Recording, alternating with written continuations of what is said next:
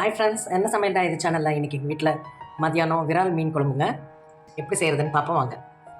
மீன் குழம்பு வைக்கிறதுக்கு ஃபஸ்ட்டு நல்லெண்ணெய் கொஞ்சம் ஊற்றிக்கோங்க.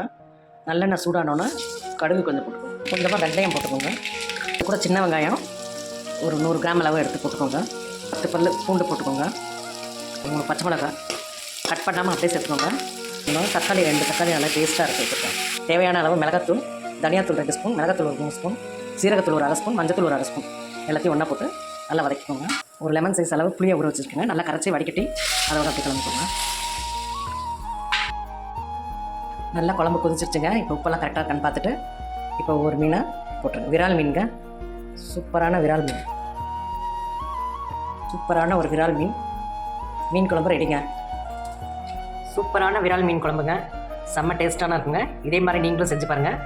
பிடிச்சிருந்தால் லைக் பண்ணுங்கள், ஷேர் பண்ணுங்கள், கமெண்ட் பண்ணுங்கள், மறக்காமல் சப்ஸ்கிரைப் பண்ணுங்கள்.